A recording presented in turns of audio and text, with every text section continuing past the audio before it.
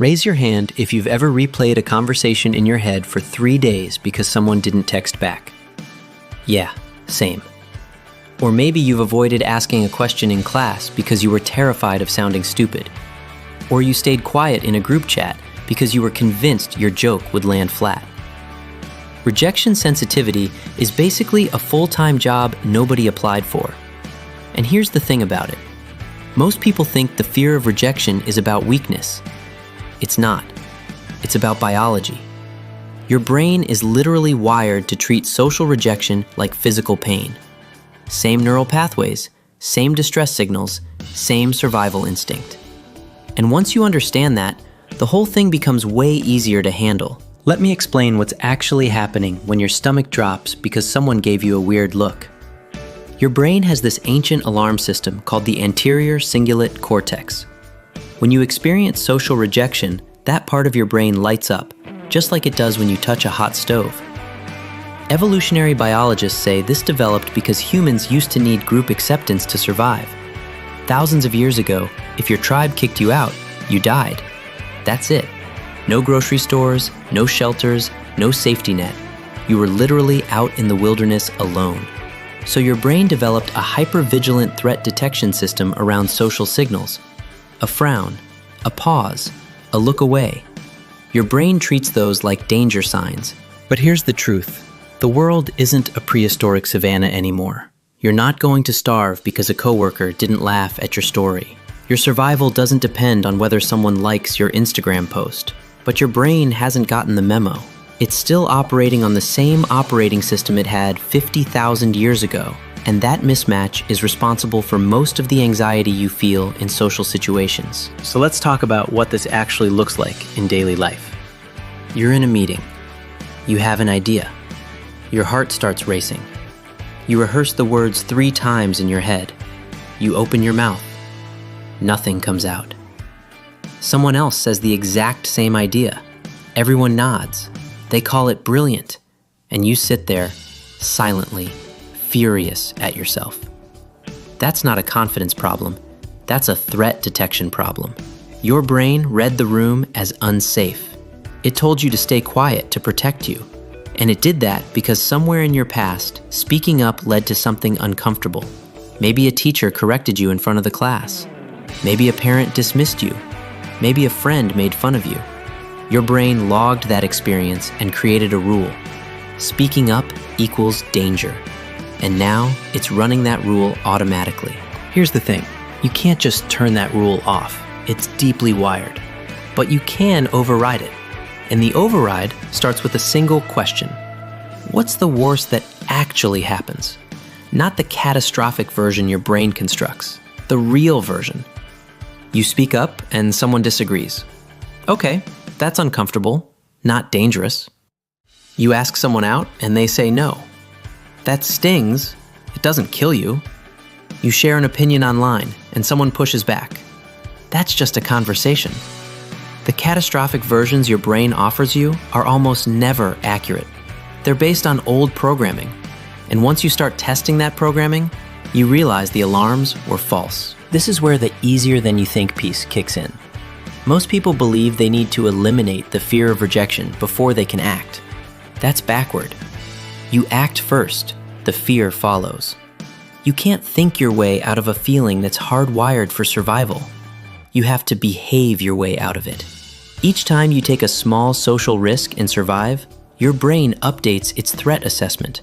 It learns that this particular situation isn't actually dangerous. And over time, those updates compound. The pattern gets weaker. The fear gets quieter. But here's the problem with most advice on this topic. People tell you to just stop caring what others think. That's not helpful. That's not even possible. You're human. You're wired to care. The goal isn't to stop caring. The goal is to stop letting that care control your behavior. There's a difference between caring and being paralyzed. One is natural. The other is optional. Let me give you a practical breakdown of how this works. First, you need to get clear on what's actually at stake. Most of the time, what you think is a rejection is actually just a neutral response you've interpreted negatively. Someone doesn't reply to your email. You assume they're angry. Actually, they're just busy. Someone doesn't laugh at your joke. You assume it wasn't funny. Actually, they might not have heard it. Someone walks past you without saying hi. You assume they're ignoring you. Actually, they might not have seen you. The stories you create about why people do things are often more painful than the actual event. You're not being rejected, you're being ignored. And being ignored isn't rejection. It's just other people existing in their own world. Second, you have to separate people's responses from your self-worth. This is the big one. When someone criticizes you or dismisses you or doesn't choose you, your brain immediately makes it mean something about who you are. I'm not good enough. I'm unlovable. I'm a failure. But here's the truth.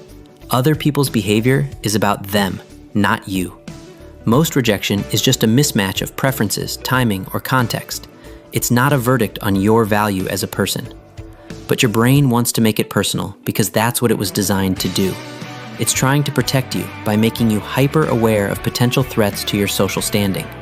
The problem is, it overcorrects. Third, you need to build a tolerance for discomfort. This is the part nobody wants to hear. You have to practice getting rejected, not in a masochistic way, in a deliberate, systematic way. You ask for something small that might get a no. You state an opinion you know might be unpopular. You initiate a conversation with a stranger. These micro risks build muscle, and the more you do them, the less each individual rejection matters. It becomes data, not judgment. Think about it like this. Imagine you're learning to cook. The first few times you try a new recipe, it might turn out bad. You might burn something. You might underseason. You might have to throw it away. But you don't walk away thinking you're a terrible person. You just think, okay, I need to adjust the heat next time. That's the same attitude you need with rejection. It's just feedback, information, data. It doesn't define you. Now, I realize that might sound too simple. You're probably thinking, yeah, but what about romantic rejection? That one hurts more. And you're right, it does. Romantic rejection triggers a completely different set of neural responses because it involves intimacy, vulnerability, and often identity. But the same logic applies. The pain you feel isn't because the person rejected you. It's because your brain is interpreting that rejection as a threat to your future social survival. Somewhere deep down, you're thinking, if this person doesn't want me, maybe no one will. And that's an ancient fear that doesn't match the reality of modern life. Here's what the research actually says about romantic rejection. Most people experience a significant drop in emotional distress after about 3 weeks. The initial pain is intense, but it fades faster than you'd expect. And the people who recover fastest are the ones who don't personalize it. They understand that compatibility isn't a reflection of worth. They understand that timing and circumstance matter as much as chemistry. They understand that one no doesn't mean all no's. The same applies to professional rejection. You don't get the job. Your pitch gets ignored. You don't get the promotion.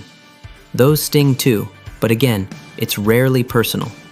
Hiring decisions involve dozens of factors. Timing, budget, internal politics, other candidates. Most of those factors have nothing to do with your actual ability. If you take rejection professionally, you're taking on responsibility for things you can't control. And that's a one-way ticket to burnout. So what's the practical takeaway? How do you actually apply this in your life starting today? Start with awareness. Notice when you're avoiding something because of fear of rejection. Don't judge yourself for it, just notice it. Then, ask yourself what story you're telling about the potential outcome. Write it down. Get it out of your head and onto the page. Because once you see the story written out, you'll realize how ridiculous most of it is. Then reframe the risk. Ask yourself, what's the actual likelihood of the catastrophic outcome versus the neutral or positive outcomes? Usually, the catastrophic one is the least likely. Next, take the action anyway. Start small. Send the email. Make the comment. Ask the question. Give yourself permission to feel uncomfortable. Don't try to eliminate the discomfort. Just do it with the discomfort present. And after you do it, debrief. What actually happened? Was it as bad as you predicted? Usually, it's way milder. Sometimes, it's even good. Log that experience. Remind your brain that the threat was false. That's how you rewire the pattern. Let me also address something important that often gets overlooked. Not all rejection fears come from the same place. For some people, it's tied to perfectionism. They're afraid that if they put themselves out there and fail, they'll confirm their worst belief about themselves. For others, it's tied to people-pleasing. They're terrified of disappointing anyone because their sense of safety depends on being approved. For others, it's tied to trauma. Past experiences have made them hypervigilant. All of these are real and valid, and all of them can be addressed. If perfectionism is your driver, you need to embrace the concept of worthiness. You don't need to earn the right to be okay. You're already okay. Your value isn't conditional on performance. If people-pleasing is your pattern, you need to accept that some people will be disappointed with you no matter what you do. That's their issue, not yours. If trauma is part of your story, you may need professional support, and that's okay. Rejection sensitivity isn't a character flaw. It's a learned response, and what's learned can be unlearned. Here's something else to think about. Most people are so focused on their own fear of rejection that they're not actually rejecting you. They're just trying to survive their own social anxiety. The person who didn't respond to your message might be agonizing over what to say. The person who walked past you might have been lost in thought. The group that didn't invite you might not have realized you wanted to come. The world is full of people who are too busy worrying about themselves to worry about you. That's actually freeing. It means the spotlight you imagine isn't there. So the next time you feel that familiar dread, that tightening in your chest, that urge to retreat, pause. Remind yourself that it's just an old alarm system. You're not in a savanna. Your tribe isn't going to abandon you. You're safe. Then, take one small step forward. Not a giant leap, just a tiny, manageable step. And see what happens. I'm not saying it'll feel good. I'm saying it'll feel different. And different is enough. Different starts the process. Different breaks the pattern. And here's the thing about the people who seem completely unbothered by rejection. They're not fearless. They've just done this enough times that their brain has updated the software. They've collected enough data to know that rejection is survivable. They've built a tolerance. It's not a superpower, it's just practice. And the way you get better at handling rejection is by being rejected and not collapsing. That's honestly the whole trick. Your fear is not a sign that you shouldn't act. It's a sign that your brain is doing its job, but its job is outdated. You're the one who gets to decide whether to listen to an outdated alarm. And once you realize you have that choice, the fear doesn't disappear, but it stops running the show. So let me leave you with this. The next time you hesitate, ask yourself one more question. What kind of person do I want to be? The person who lets fear make their decisions, or the person who acts despite fear? Because every time you act despite the fear, you're casting a vote for who you're becoming. And each of those votes adds up. Eventually, you're not the person who was afraid anymore. You're the person who did it anyway. And that person gets to live a much bigger life. That's the real shift. It's not about eliminating rejection from your life. That's impossible. It's about changing your relationship to it. It's about understanding that rejection is just information. It's about knowing that your worth doesn't fluctuate with approval.